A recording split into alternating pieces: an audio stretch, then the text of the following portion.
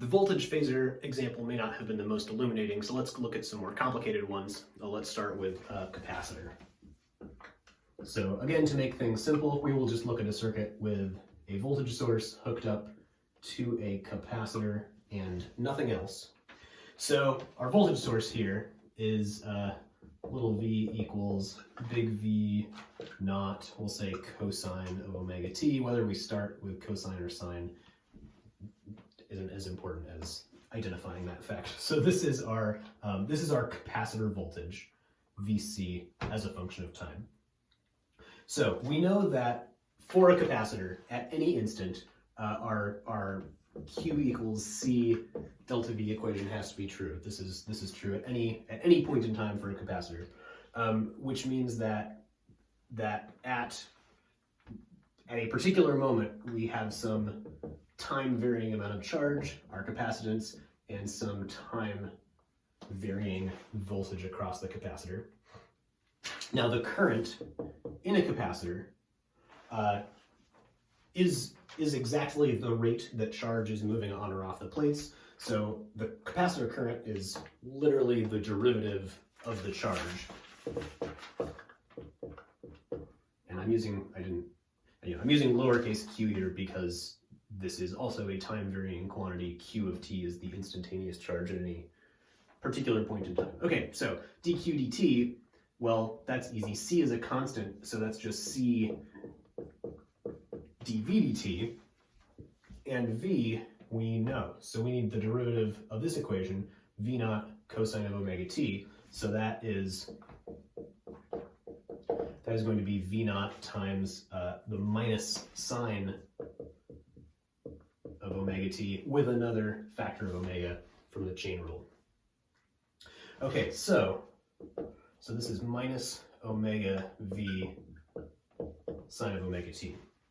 Now, minus sine, just as a math thing, the minus sign of something is equal to the cosine of that same thing plus 90 degrees, or plus pi over 2. So that means, and this is just math, trig identity, whatever, you can convince yourself that this has to be true by looking at graphs of sine and cosine, but strictly speaking, it is mathematically true that this is equal to omega V times the cosine of omega t plus a pi over 2 phase shift. So that means that our current is equal to this times the factor of C, so that's omega C V cosine of omega t plus pi over 2. Okay, all of that is to say, now, when I draw my graph of current and voltage, I don't end up with my peaks and my minimums in the same places, right? If my voltage looks like, I guess I'll stick to this, my voltage is like cosine. So my voltage starts at its maximum value and oscillates from there. My current is, it's like minus sine, which is the same as cosine plus pi over 2. So that's the same as, I guess I should label this. This is V of t. My current looks like this.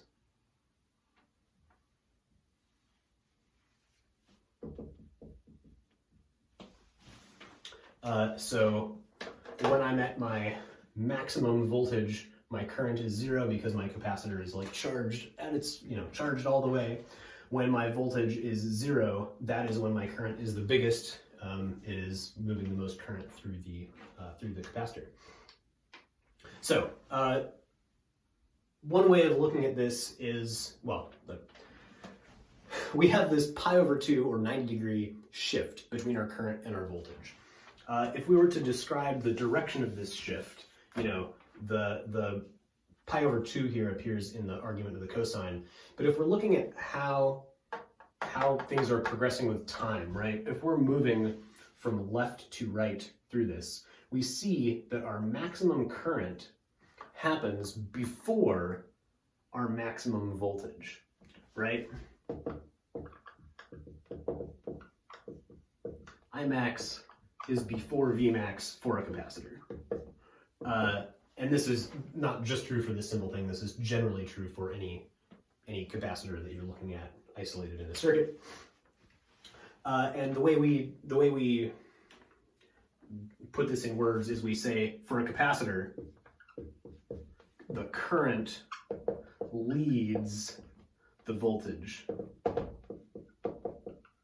That means, again, the maximum comes before the voltage maximum. Flipping this around, the other thing you could say is the voltage lags behind the current. Leading and lagging is language that shows up in this AC circuit stuff, so I wanted to put that on the table. So the current leads the voltage by this phase factor of pi over 2. Okay, back to our phasors. We will leave this up here. Okay, so on our phasor graph diagram, if our voltage phasor looks like this, so it has this magnitude capital V, it is moving at this angle omega t.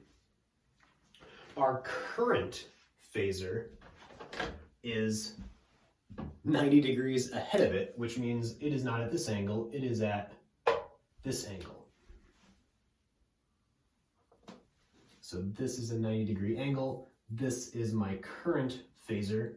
And again, the x component of each of these things, this is our x component of V. So this is V of t, this x component here. My x component of my current phasor is just this part. So this is I of t for that capacitor. So as these two rotate around, now I will rotate both pens. As these two rotate around, this 90-degree angle does not change. This 90-degree angle is a fixed, property of the capacitor. So these two are going to rotate together at the same frequency, keeping this 90-degree angle between them. And as they do that, the x components of both of these phasors are changing, and that gives us exactly this graph. Okay. Awesome. We can do the same thing with the inductor, and we will momentarily, but there's some more pieces to introduce here. So for our capacitor, we saw, and going back to the equation that I erased, we saw that our current was equal to omega c v naught. V naught was the magnitude of this oscillation. I guess maybe that should go on there too. V naught times cosine of omega t plus pi over 2. Okay, so this whole thing is our amplitude, right? This is our amplitude I for the capacitor. So I guess the size of this green vector is omega c times v naught. Put the c on there just to make that extra clear.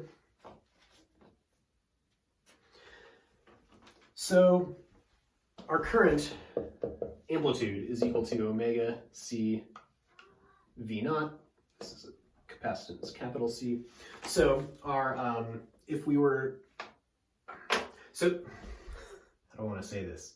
So even though our current and our voltage have their peaks in different places, we still see this linear relationship between how big of a voltage we apply and how big of a current that we measure. And this wasn't necessarily apparent when we were doing DC circuits. This is something that really comes up in AC circuits. So in other words, if I rearrange this slightly, you're going to see something cool. So V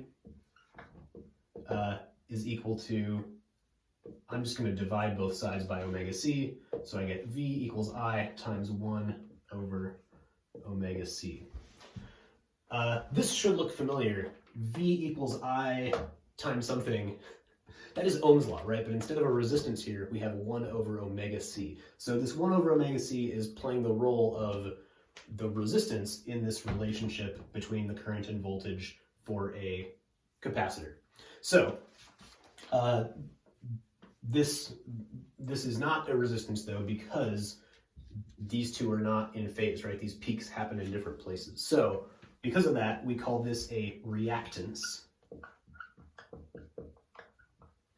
and we use a capital X for our reactance variable. So in this case, this reactance is the reactance of a capacitor, or the capacitive reactance, XC. And so for a capacitor, the reactance of a particular capacitor is equal to 1 over omega C. So without doing too much more, this is already a useful thing, right? Because it tells us kind of the same thing the resistance of a resistor does, right? If we had a high reactance, we would not get very much current, because if this is really big, you know, the amount of current we get for an amount of voltage is going to be, this is going to be small if this is big.